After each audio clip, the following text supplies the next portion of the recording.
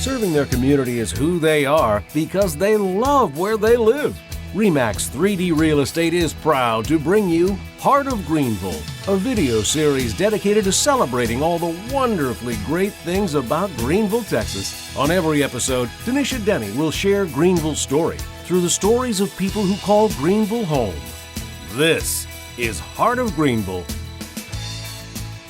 Thank you for watching Heart of Greenville, where we get to hear the stories of the wonderfully great people of Greenville.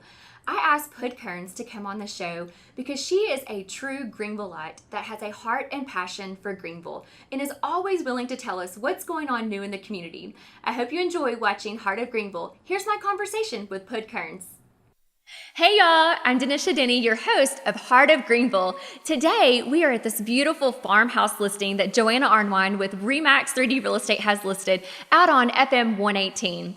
But our special guest today is Miss Pud Kearns. Pud, how are you today? I'm wonderful, and I'm excited to be here. I am so excited to have you on the show. Thank you. So I have to tell you one of my favorite memories about you. So before we get started. Okay. And you will remember this when I start talking about it. But I came to one of your cooking shows that you had at the Ag Extension office. And this has been, 10 years or more? At least, yes. So you gave us a little recipe book. And inside that book was a recipe for sticky buns. And yes. You remember those? My quick and easy ones. Yes, exactly. And I fell in love with that recipe, and I started making that recipe for my family every year since then. Oh, have you really? Yes, and I do it on Thanksgiving. Okay. Because, so I'm young, right? And when you're younger, your family, everyone else has their tradition, right? Grandma has something she brings, your mom has something. I didn't have my own thing. And so I made that my thing for Thanksgiving morning with my family before all the hustle and bustle. And so every year I think of you and I get out my little book and I have written every year that I did it, I wrote where we lived and the age of our children. So thank you. Really, how wonderful. And just to fill everybody in, the thing about that recipe is it starts with a can of refrigerated cinnamon rolls. Yes. So you're not making bread. You don't have to go through all of that. You put the goo down, put the cinnamon rolls down, and you bake them. And it was so easy. It is. And it's like none other. My kids look forward to it every single year. So I pop it in on Christmas morning sometimes too, but Thanksgiving, they know that's going to happen. Wherever we are in the world, we have to have our sticky buns. That's right. You should put the recipe in the comments. Oh, I should. Yes. That's a great idea. I should take a picture of it where I have all my information in it. I'd love to see that. How neat. Yes. So look at that. You made just a small difference, just one night at a cooking class. But isn't it funny how something you snag and it does become something that you take to heart and becomes tradition. It does. And food particularly. It does. Well, we're Southern, and food is a comfort for us. Exactly. And that's always. I was always looking for easy things because, very much the same way you are. There's always seems to be a house full of people. There is. And one of the things you talked about that night, and it was actually a series, and I came to several of those, but you talked about, and you shared this with your mom, you don't have to do everything from scratch. It's okay. It gave me the permission to be okay with buying a boxed cake mix and then just doctoring it up and making it your own. Well, that was one of the things my mother used to always say. There were so many Mary Lauderdale quotes, but one of my favorites was, Betty Crocker and Duncan Hines spent millions of dollars developing that cake mix recipe. I don't mind using it, and I'm just going to gussy the hell out of it. I love it. And that's what she would do. And that's what I learned as well. That you're right. Yeah. You can use a lot of those things. That's right. That's right. Well, thank you so much for coming on to the show for Heart of Greenville. One of the things that we really like to talk about are people in our community who have been influential or have been here for a long time. We want to talk about their story. Lots of people know you. They know your name. They've seen you around town. Right. And but they probably don't know the story behind you and did you grow up here, those sorts of things. So let's talk about your story, Pud. Let's get to know you. Actually, I am not only did I grow up here, I am 5th generation Greenville. Whoa. My family came back, the best we can tell, roughly 1839. Wow. So it was right in the very, very early days of Hunt County and Greenville. And so they've stayed here all the years. And my great-grandmother, Lally Carlisle, who also lived here, was the first woman in Texas to hold elective public office. Oh, wow. Yeah. Those are big shoes to follow. Well, she was married, and her husband was county clerk. This was in 1904. This was before women could vote. And so he died very suddenly and left her as a widow with not much means of support.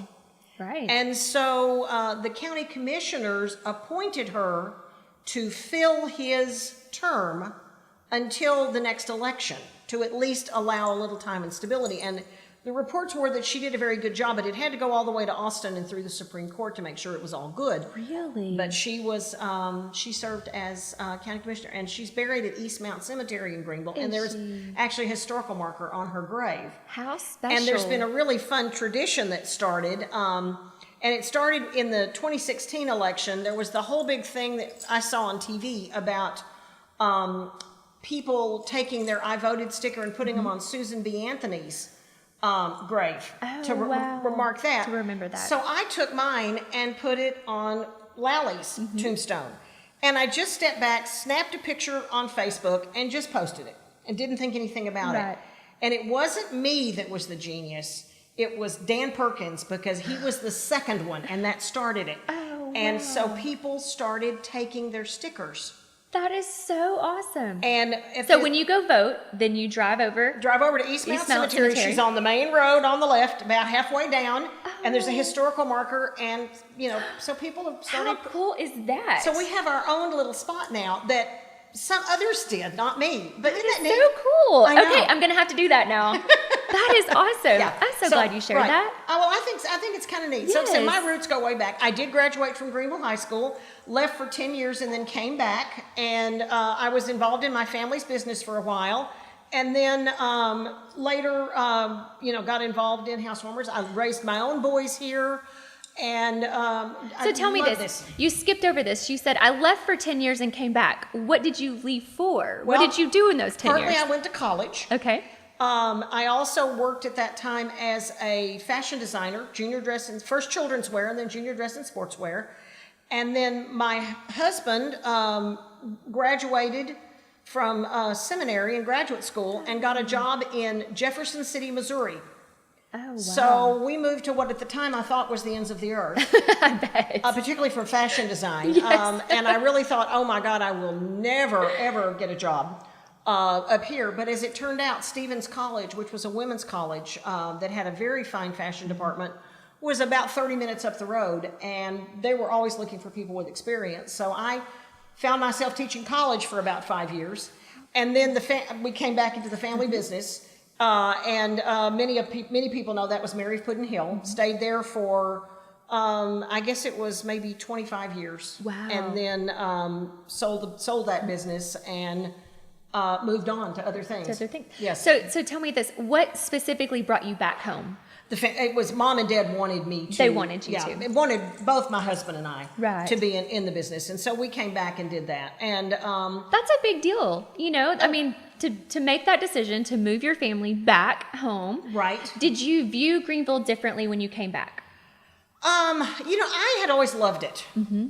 I always felt very comfortable here. I was like everybody else, when you're in high school, the thing you want to do is you always want to get away. Mm-hmm. But I think because I had such deep roots here, mm-hmm. I never minded that. I had multiple generations. My grandparents were still around. Actually, by the time we moved back, they were not. But I knew that I had been so close to my grandparents mm-hmm. that I really wanted my children to grow up with grandparents just down the street. Right. And so we were able to do that. And that made it, it was a wonderful thing. My boys were very, very close to both of my parents. And it just made it really great. Grandparents are so special. Oh, absolutely. They just kind of close the gap. You know, when you're a parent and you're trying to get your children raised, those grandparents come along. And another Mary Lauderdale quotation. Grandparents and grandchildren, there is no generation gap because they are united against a common enemy, which is the parents in the middle. And I think that's very true. I love it. I do too. That is so true, actually. I'm sitting in that generation now. I know you are. And for me, I am now on the other end of that, and I'm getting to unite with my grandchildren. That's awesome. Yeah, That's awesome. Yeah. So what did you do after the 25 years, after you helped out in the family business? What did you do after that? Well, I kind of played around with a couple of things. We had a little garden shop for a while at Uptown Forum. My kids had started a business that was doing recycled glass mosaics that we sold at Canton, and we sold through the shop. And it did its job, which was it got both of the kids entrepreneurial scholarships. Oh, wow. And so, that was fun. And we all learned a lot from that. And then the opportunity to go to work with housewarmers came about. And Carrie Johnson, who is my partner in the corporate side of housewarmers, is a CPA. At the time, he was living in Greenville.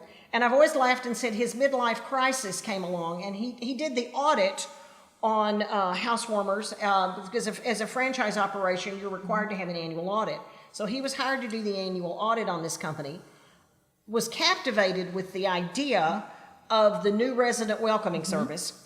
And so he, about a month after he finished the audit, the owner of the company called him and said, Carrie, do you know anybody, do you know anything about selling companies? And Carrie said, I've bought and sold a few. Yeah, why? And he said, well, I need to sell housewarmers. And his daughter, who was the founder and the main one, had children with severe health problems, and they had realized there was just too much to do. Right. So he said, why don't you,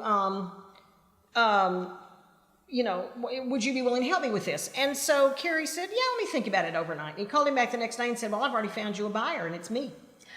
And so Carrie and I were working together on some marketing projects, and he called me and said, I'm about to buy a company, and I'm going to need you to run it for me. And so I said, okay. And eventually became a partner with him.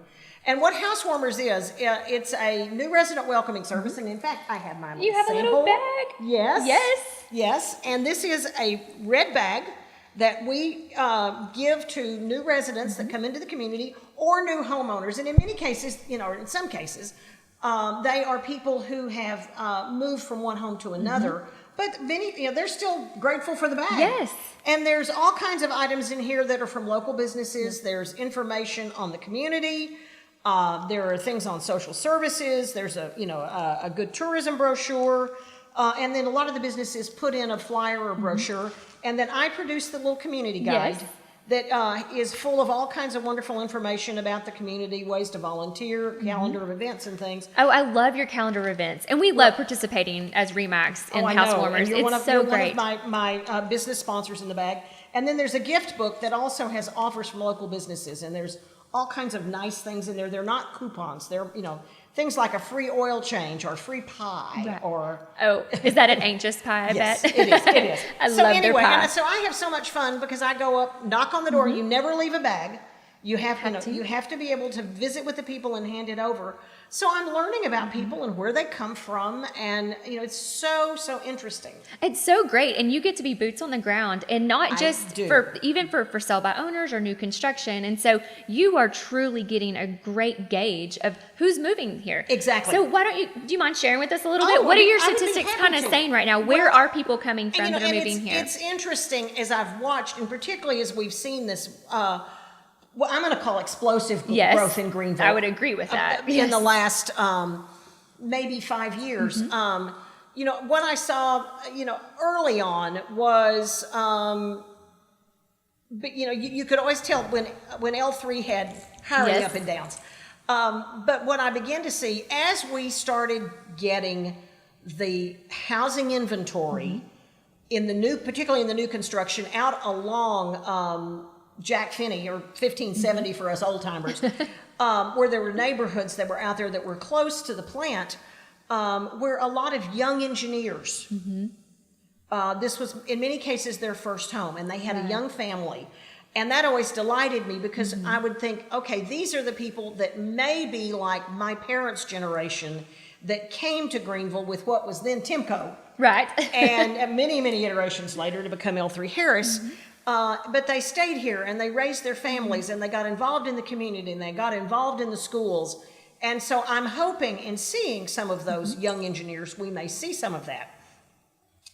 One of the things that I have noticed in the last 2 years is as Toyota moved in to the Plano area, all of a sudden the housing in Plano, in McKinney, in Frisco, in Allen, and in most of that area, suddenly the prices for both home purchases and rent exploded. Yes, it certainly did. And so I saw a number of people who realized that for what they were going to pay for rent, they could come out here and they could buy a home. Yes. And so, you begin to see some, and they would even, it was even worth it to commute back and forth because they had a home. Yes. And they could get a lot more for their money. And Absolutely. And having a backyard and the space. And we do see that. Yeah. Oh, yeah, very definitely. I see a lot of people, I see a lot of senior couples who have reached retirement age. Their kids live in Dallas-Fort Worth. And they don't want the city. Right. They want to live in a place where they have got a more of a small town feel. And the amenities that Greenville offers in that are certainly the hospital, good transportation to Dallas, either 30 or 380. You can either way. It's quick to get over to where the kids are, and they can be home at night. There's still plenty to do in the community, and so they're enjoying that. And so for them, they want to be able to come home to a smaller, safer thing. They don't want the traffic. Right. They don't want the chaos of a city. But they want to be able to see the grandkids and be the grandkids as close as they can. Right. So they can come together with the common enemy. Exactly. Right. You've also, you've got some people that are moving here with the hospital and the university, which are the two other particularly significant employers in town. So I see some of that. And of course, as you know better than I do, Commerce has even fewer housing options. Right. And so you've got a lot of the people from the university that are coming to Greenville to be able to get housing on that. Right. Then you've got a lot of people who a house like this would be where they want out of the city. Yes. And so they may want some acreage. And it's interesting. I'm seeing more. I just wanted to get out of Dallas. As the response to why they moved here. And yes, as we've seen the virus. Now, I stopped delivering for a little while and then picked it back up in late June and have continued to deliver because I felt like people were going to be more comfortable with a stranger on their doorstep, although I'm always masked. And I never, I set the bag down on the porch and then I step back about 6 to 8 feet after I ring the doorbell. So that when they come to the door, because they're not going to have a mask on. Right, they're not expecting anyone at the door. And so I'm always going to be back and at a safe distance for them to feel comfortable with me being there. Yes. But I'm hearing people just saying, I just wanted to get out of Dallas. And I think a lot, and they've said a whole lot of it is, just kind of the sense of the pandemic. And having been over to Dallas a few times running errands, it's amazing. There's a very different atmosphere over there. It is. It is very different. Yeah, because it's a much more, the risks are higher over there. Right. Well, and we have a listing shortage in the county because every time we take a listing, we sell it immediately. It just doesn't last long because so many people are moving this direction. Right. And we're seeing a lot of people moving from out of state. I think you're going to see that in the next 3 months. I already do. I would say that, every month, I only do 35 bags a month. That seems to be a good, healthy number, particularly because I personally do every one. Wow, that's a lot of doors. It is, but I love it. I really, really do. And I would say that probably 5 to 8 every month are from out of state. Wow, that's a pretty good number. It is. Really, out of 35. And there's a lot of them that it's there may be work opportunities. But a lot of them, it's just, again, just a change. I hear a lot of times from the north, what brought you to Greenville? No snow. And they change their mind when they get here in July and August about the heat. I always say to them, if you haven't been through an August yet, you're going to discover that our penance for not shoveling snow is August. Agreed. That is it's so kind of, true. Yeah, it's kind of there. Well, thank you for doing that. I think housewarmers is a great idea. They've already moved into their home, so they've had that experience. Right. But now to get to have all of these resources for the community, I think it's great for those of us that live here. We don't always know every single thing that our community offers. You're and right. so I'm glad that you do still go to the people who maybe they upsized or downsized, and they still get a bag of all this information. Well, because one of the other things that I focus on in my bag, and I just feel passionately about this, is I focus on mom and pop businesses. So that I want to see the small businesses in this community survive. Yes. And right now, of course, that's even more than ever. So I'm not interested in the big Right. places.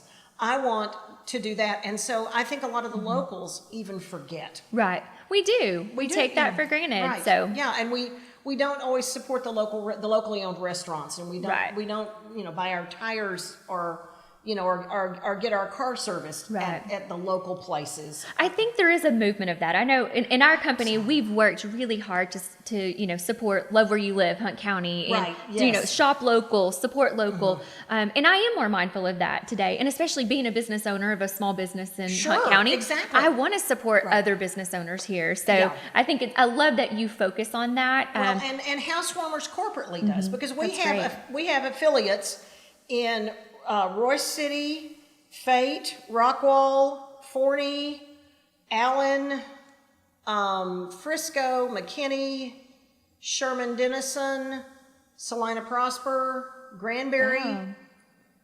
That's a lot. and Little Elm. And Little, wow, that's a lot. Yeah. Well, I want to transition. Okay. You have another thing that's near and dear to your heart, and I I do. want us to take a minute and talk about it because it is a huge community event. So share with us about Bras for the Cause. Okay. I know everybody's, that's one of those things that, of course, anybody that's been around for a while knows about it, and you don't have to explain a lot. Right. But anybody that doesn't, you've got to, what? Bras? Bras? Yes, we're talking about bras. We are talking about bras. And it's so funny. Bras for the Cause was founded 12 years ago by my dear, dear friend Janine Cunningham. Yes. And Janine, Janine had a retail store and sold Brighton jewelry. And it started the first year as a promotion that Brighton wanted their retail stores to do some kind of a breast cancer promotion. And so Janine had been to market and had heard some people talking about an exhibit they had been to of elaborately decorated bras.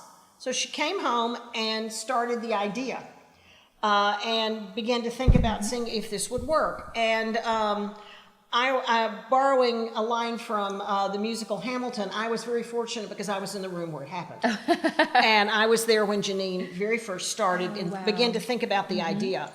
And she was adamant that whatever she did with that, it would go to local cancer services and through the hospital. It was not going to be part of anything at all with that where it was sending the money away. She was really wanted to be sure we were serving the local people.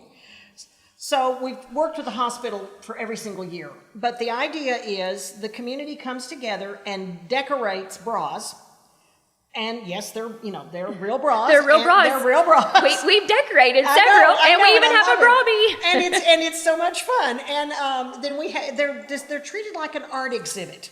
Yes. And it's always been one of those wonderful things where people come to town, come downtown, and we have so many now. We usually have well over 100. Wow. So we have to space them in different places around the downtown area.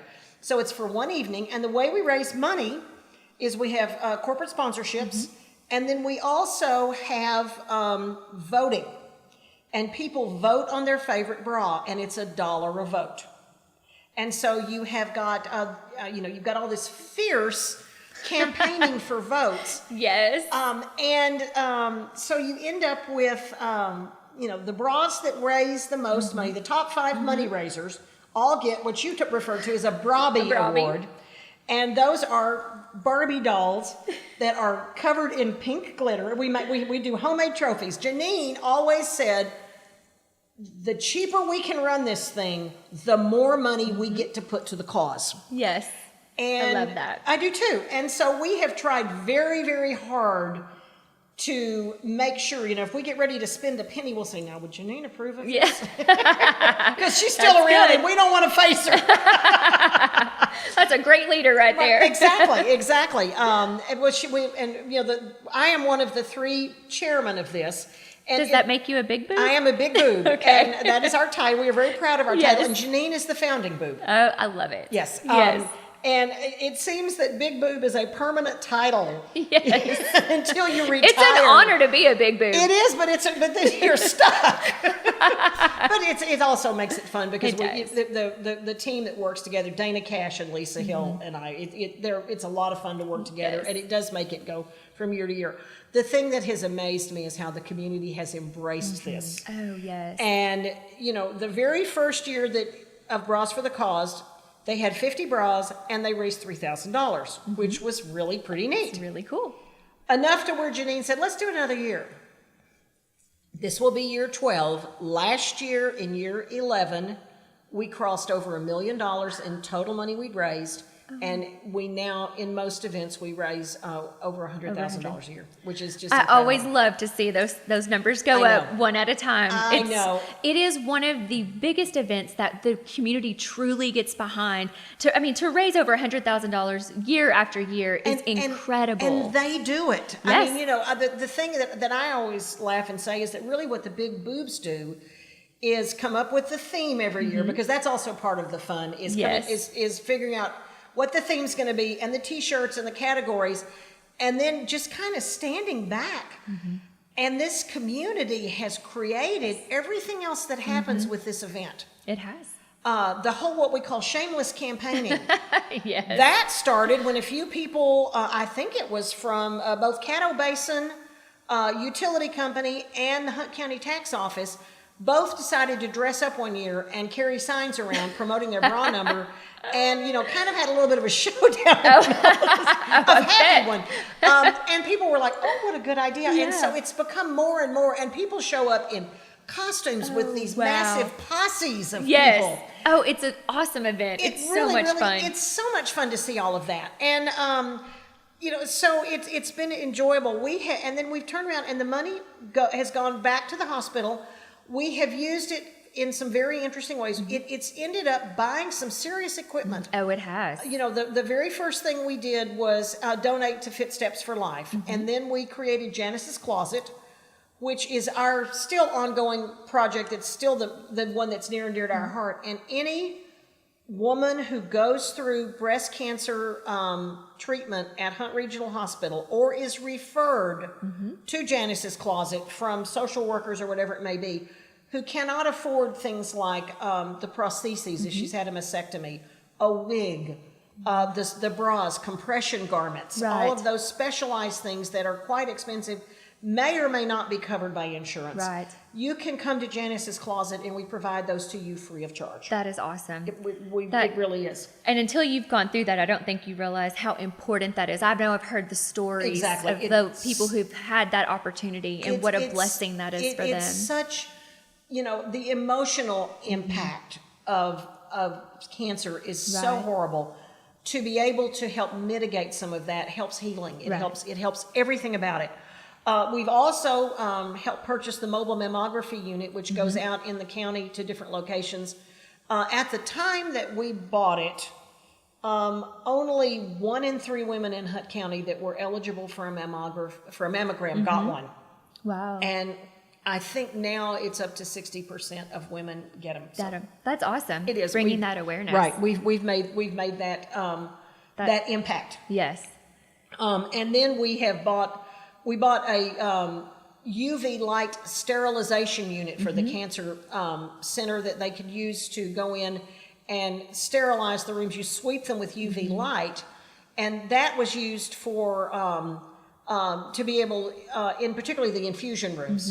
The hospital has ended up using it to sterilize a lot of the PPE during the pandemic, which was an unexpected and fantastic brilliant idea. Brilliant idea. That was brilliant for them to be able to use those resources. Exactly. And then we bought vein finders, which allowed them to, as you get more and more chemo, and it's harder and harder to find the veins, would allow them to scan and see a vein, and you didn't have nearly as many sticks. Yes.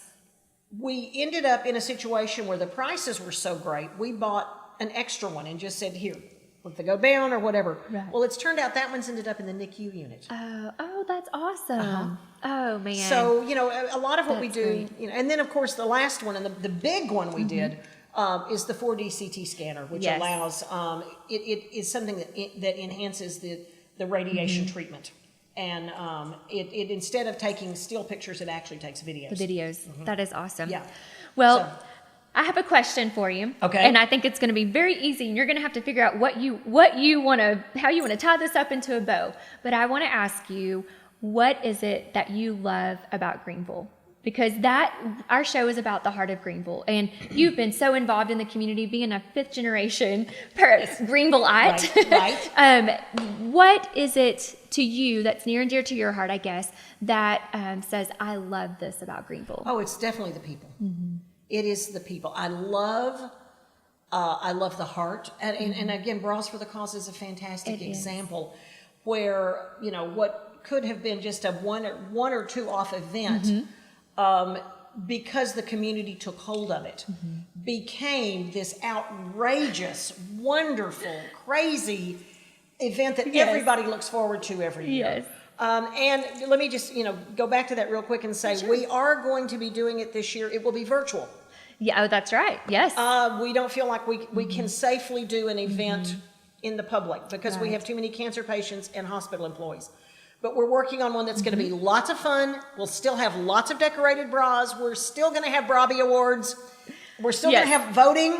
And lots of cool surprises. Yes. Right. Well, we're already excited. We've been talking about it in our office, what we're going to do. So we have some ideas that are coming. Well, I know. And the theme of Brapocalypse. Yes. It was perfect. That was a I brilliant know. theme this year. Right.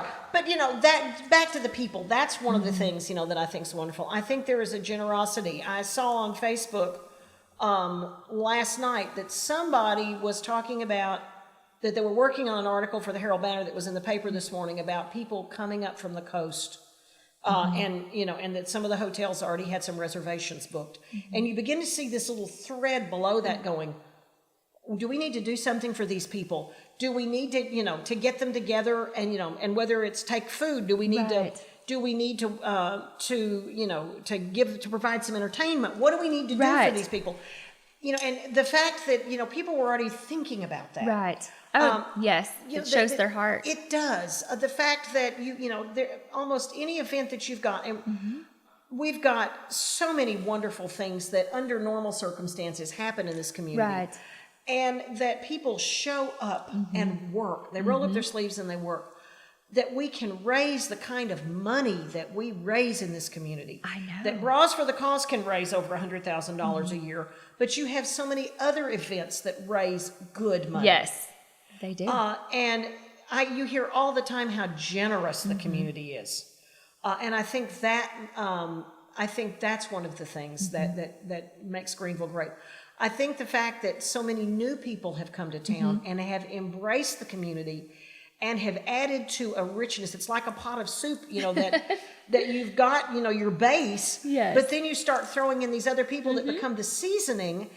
And I love that. It tastes better. I mean, you look at people like Byron Taylor, who's been here now for 15 years, literally blew in on Katrina. He did. You've got Dennis Strickland, who has created this whole arts movement with his Hump Day Happy Hours. Yes. You've got, so many other people like that. I mean, I look at Bras for the Cause, how many people that, are first-time entrants that have said, well, I've only been in town a little bit, but I've heard about how great this is. Yes. And that says a lot about our community. It does. They come to town and they see that we're special and, and they embrace the warmth that's here, I think, and just jump right in. That's awesome. I share those same sentiments, and I love to hear you say that. It's like, oh, she's speaking my language and sees the same thing. I hear that when I go deliver the welcome bags, and people will say, now, I want to get involved. How do I do it? And I'll visit with them and say, what are you interested in? And I know, because you've got it all. And then I can, direct them where they need to be. And, again, I guess, one more fabulous example of what the people have done is as we have gone into this pandemic, Hunt County Shared Ministries, and I'm very, very involved over there with that organization as well. And people began to realize real quickly that that's where they needed to be donating money. Yes. And That is the center, the nucleus for helping. For food bank and for helping with rent and utilities and all of that. And the donations to fish, as we all call it, have been amazing this year. That's awesome. They did not get to do their big fundraiser, and to be honest with you, they didn't need it. That's because everybody incredible. realized that. There were a lot of people that got those stimulus checks and turned around and wrote it to them. deposited and wrote it to fish. That is awesome. Yeah. So, it was just really, really interesting because they thought there is a need in this community and I can help. And I can help. That's so awesome. Yeah. All right, we're going to wrap this up. I have one final question I like to ask. Okay. And I didn't tell you what it is, so this is going to come off the cuff for you. I want to know what is the best piece of advice you've ever received, and how did you apply it? That is the easiest thing in the world to answer. It really is. When Robert, my first son, was born, I took him out to Mary of Puddin Hill.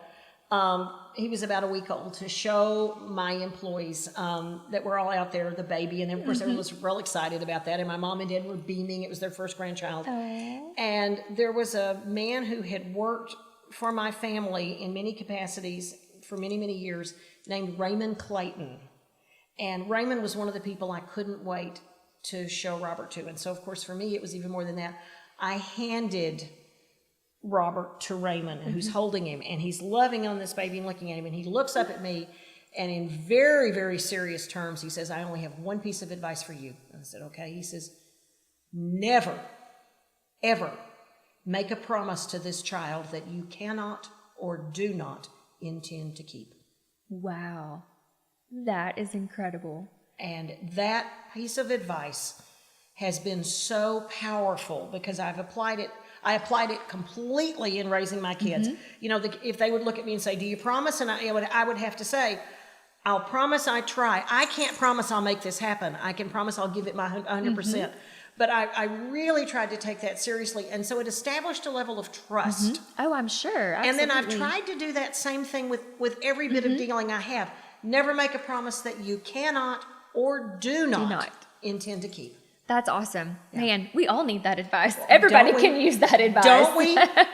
Raymond Clayton was a very wise man. That's awesome. Yeah. Oh, well, Pud, thank you so much for being on the show. It has been such a pleasure. It's always fun to be around you anyway. To have 30 minutes just to gab. How fun. It was great. So you always light up my day when you walk into the office. So thank you for what you do for our community. And it's been such a pleasure. Oh, you bet. Enjoyed it.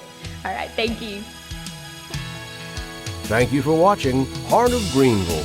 This video series, which is designed to celebrate Greenville, Texas, is spearheaded by REMAX 3D Real Estate.